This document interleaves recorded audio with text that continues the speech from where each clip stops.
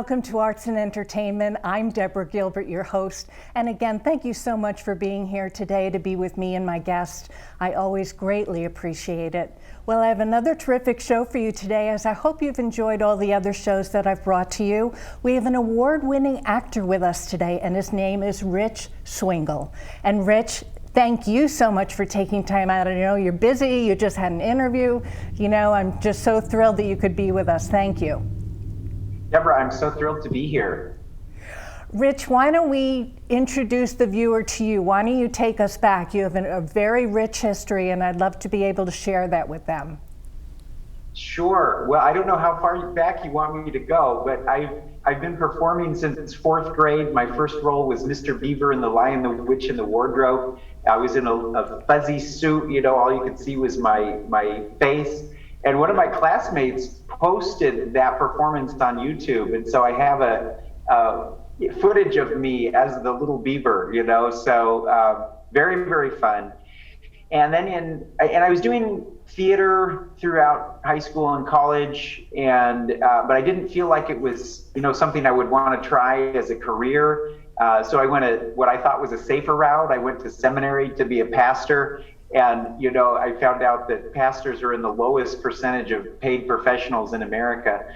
So it's not something you go into for the financial stability. But when I was in seminary, I felt like God was calling me to perform. And that's kind of what ended up happening. I started writing and performing one-man plays. 1991 was the first time I performed that. And then in 1994, Roger Nelson, who did a one-man play on John Wesley, who was the founder of the Methodist Church, he was performing a different play on St. Patrick and was staying at the Lambs Theater in Manhattan, had a church, and it had two off-Broadway theaters. And he was rehearsing, getting ready for his performance at another venue in New York City. I traveled up to the venue with him, helped him set up, asked him all sorts of questions, and he was very kind to answer all my questions.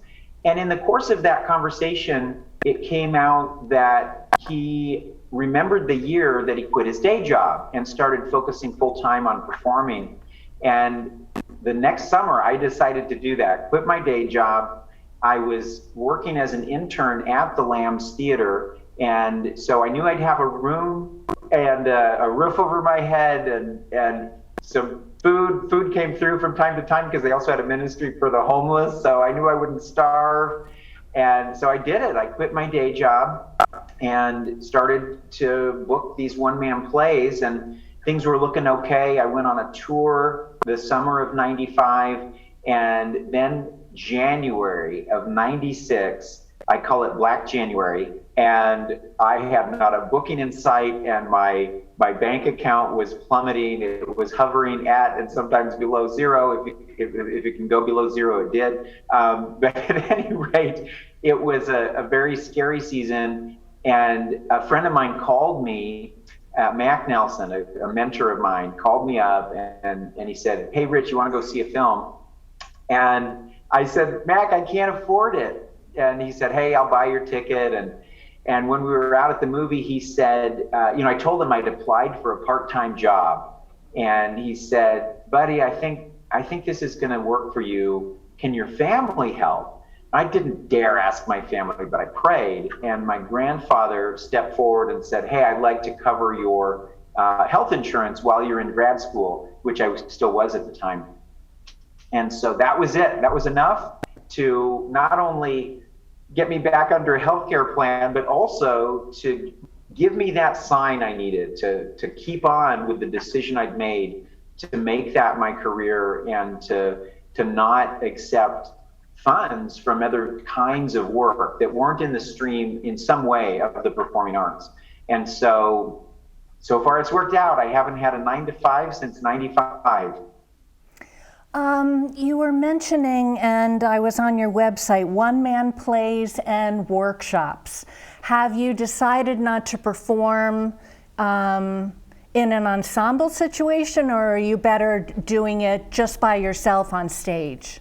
Oh, no, not at all. I love working with groups. I've been in over 40 films now and performed in a number of ensemble stage things. But early on, I felt like for me to make a career of it, I wanted to have the one-man plays that would kind of be the bedrock of it as a career.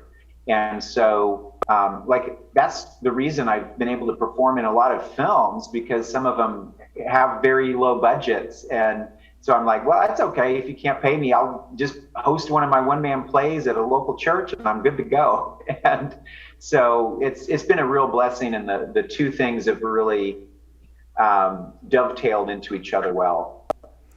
My next question, the thought was, do you have an agent, a manager? How do you secure these particular jobs?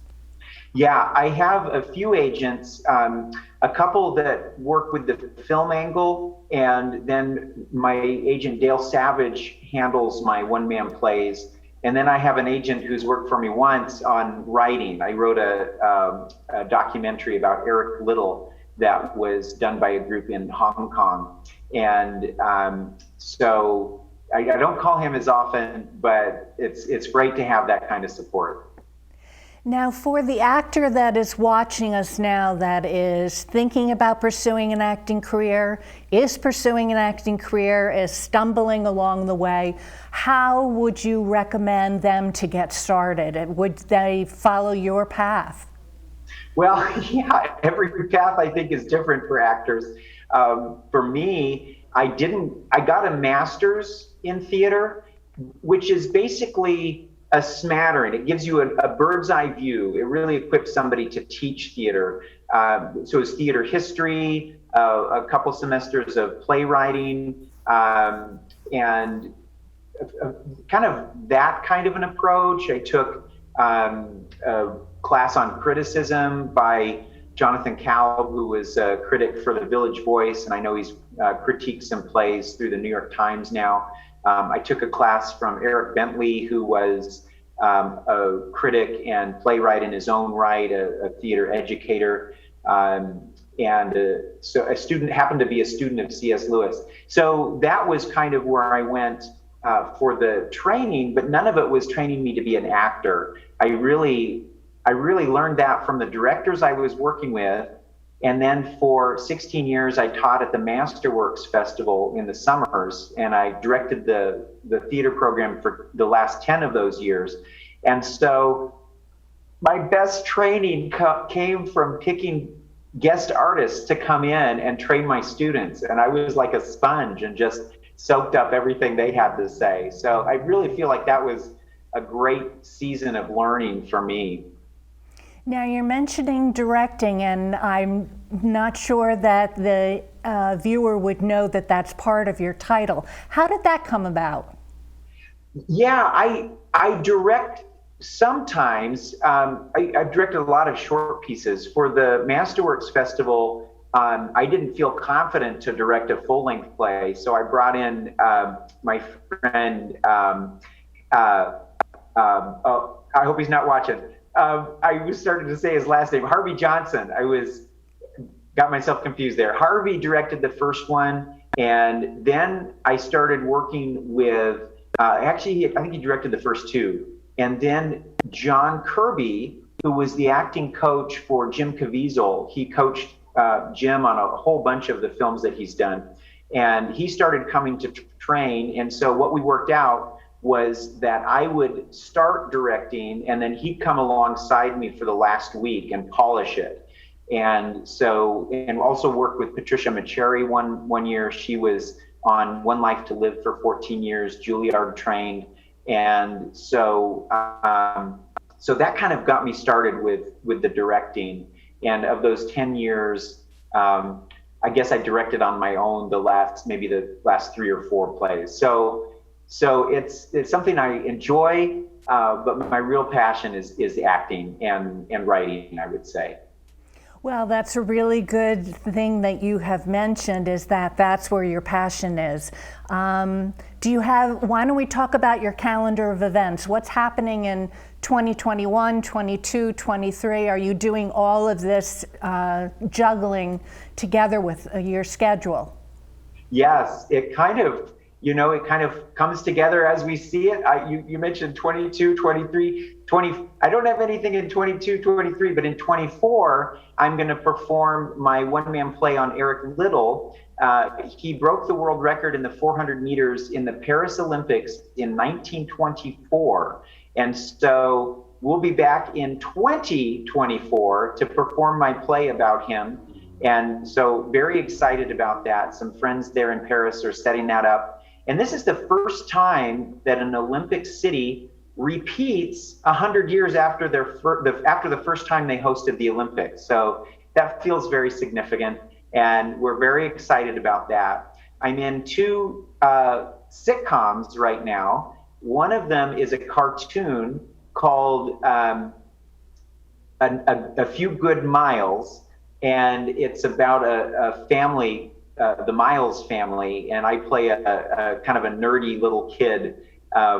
It's a cartoon. I'm not seeing my face, just hearing my voice, and I'm the guy who does everything right and knows it kind of anyway. So in the trailer, I'm playing baseball and I catch a ball behind my back and then tell the lead character to suck it up. So, and then I play a nerd in the sitcom What's a Girl to Do?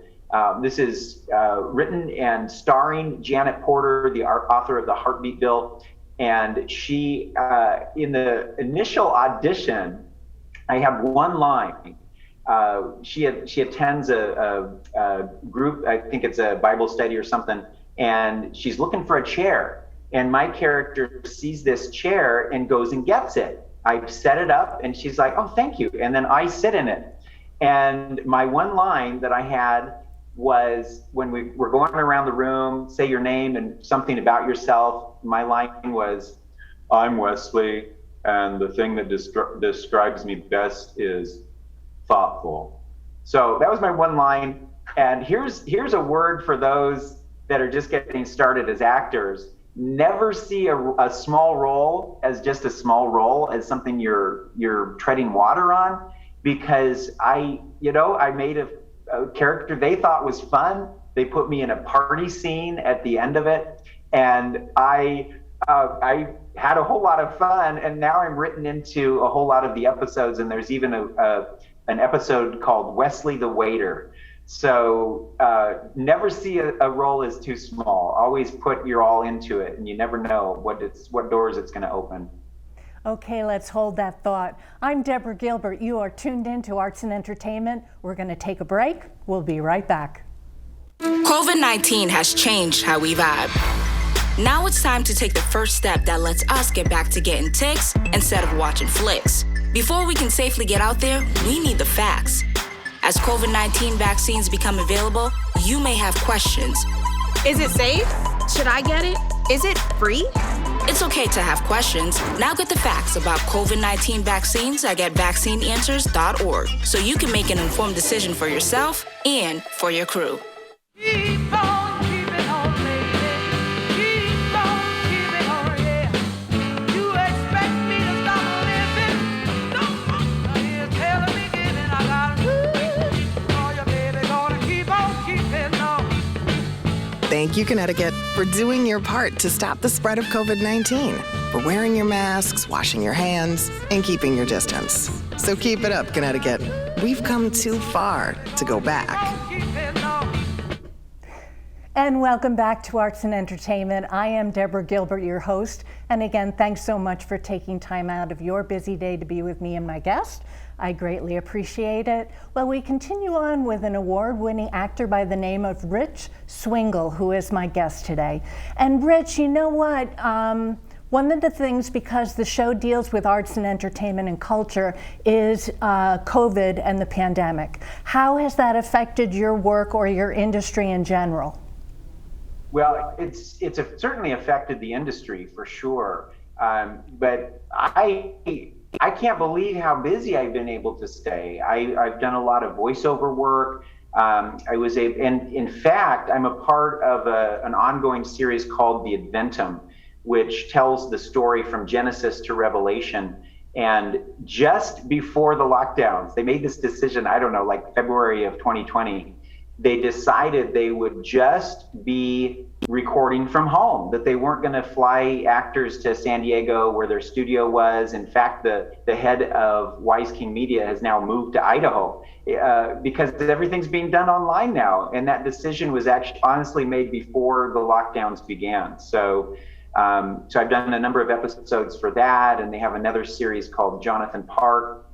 And there was a season where I didn't have any bookings and didn't see any on the horizon. So what I started to do was to take scenes from my one-man plays. I didn't feel like it was, like my agent would appreciate it if I just put the whole play online for people to watch. But I thought, let's take short scenes from the plays and put those online. So there was a season where I put a couple of those online. But yeah, I praise God, I've stayed very busy. So.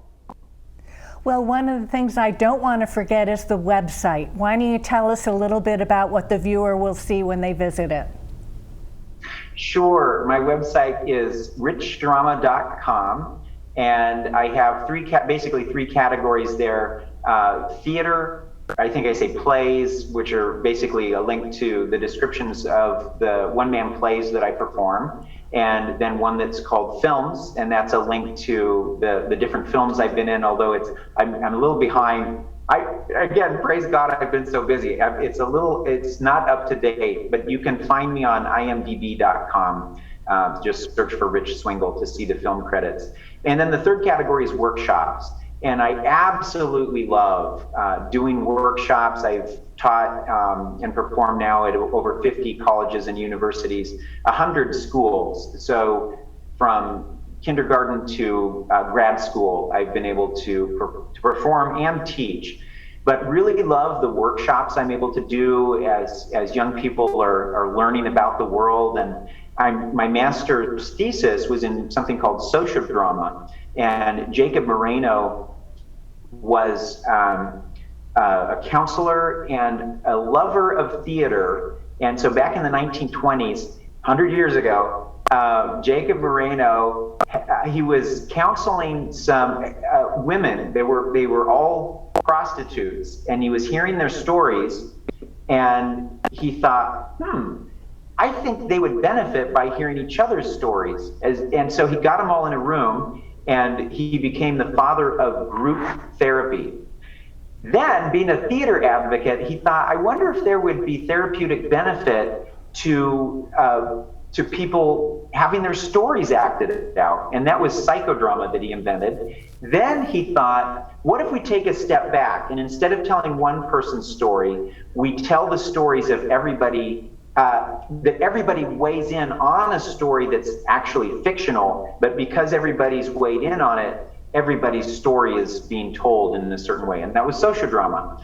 And so sociodrama is basically role play with a bunch of extra tools that help you get at somebody's emotions. And so I've used sociodrama as a director to help people understand what's outside of the text. Like when I was directing Our Town, there's the scene where it's Emily's funeral. And I think the oldest student I was working with was mid-20s, right? So these are teenagers and young adults. And what we did was a sociodrama of the moment when Emily dies. And her father, the doctor, was in the room trying to revive her. No. It was the guy's father that was the doctor. It's been a while. The guy's father was the doctor. But every character was in the room as she lay there. This isn't a scene in the play, but we created it, and we all just experienced it. And when she died, and so at the funeral, these teenagers and young adults, every single performance had tears on their cheeks because they were able to relive the moment that she died. And so that's one way to use sociodrama. I also use it to help create new works as in devised theater. So everybody gets to weigh in on a theme. We record the improv sociodramas, And then I go back and script that, give it back to the actors, and they memorize it. We work out all the rest of the blocking that we didn't discover in improv, and we've got a brand new work to share with the world. You know, as a former actor, which I am, I'm thinking about your one-man plays. How do you stay away from stage fright, and how do you put them together and keep the audience engaged for, what, half hour, an hour, hour and a half, 2 hours? How do you do it? Well, one thing early on, and the director said, don't go too long. So, people are used to 2-hour plays, but when it's only one person, that's a little hard to pull off. Before she told me that, I had done a 2-hour one-man play, and I think it was a bit much for all of us. But I try to keep them now to an hour and 15 is the longest that I do. And so that's part of it, is knowing how long to go. The other part of it is that I've over the years kind of focused on becoming different characters. And so I hope that's interesting to people, to see me kind of take on various roles as the story is taking place. How is it for you to take on different roles and different characters? Is that a natural thing for you to do, to switch gears? I mean, is that just one of your fortes? Well, yeah, I've been doing it since I was a little kid. I remember, imitating Billy Crystal in Saturday Night Live. He did Fernando Lama. You look marvelous, absolutely marvelous. And I don't say that to everyone. So, right from the start, I was doing characters. And so, yeah, it was something that I loved to do. The first time I saw a one-man play was when I was in college. It was Kurt Cloninger, and he did a piece called God Views, I think was the title of it. And he did God in a box. He was in a little tiny box. And, I don't want to come out. I can't come out unless they let me. And he was the old grandpa. You know that I love you. And he just did all of these different characters. The way, we perceive God, he kind of personified those.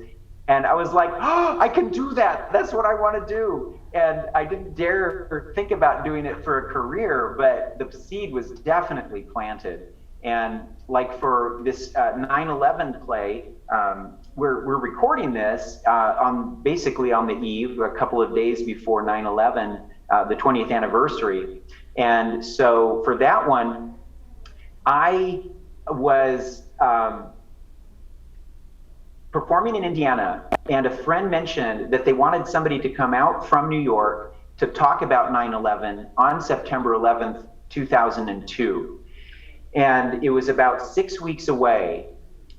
It was a little earlier than that, but I had in mind a friend of mine who was in an acting group, because his aunt had been in one of the towers, or she was down there, and they tracked her. One of the news teams tracked her, and I thought how fascinating that would be for them in Indiana to hear from this woman. To hear from her nephew, and then to see the footage. And I think they had it recorded when they reconnected in one of the hospitals.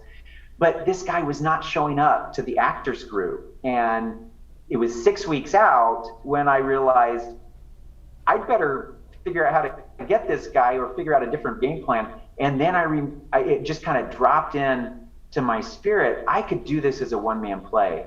And I pitched the idea to the acting group. They said, yeah, that's a great idea. And they prayed over me and kind of commissioned me to do it. So young actors, don't do this, but 6 weeks, you usually want a full month to get a play in shape where you have some of the lines. And so in 6 weeks, to figure out what the story was, do interviews with people, work that into a play, memorize it, stage it, and be ready to go in 6 weeks. That's not a lot of time. But glory to God, we got it done.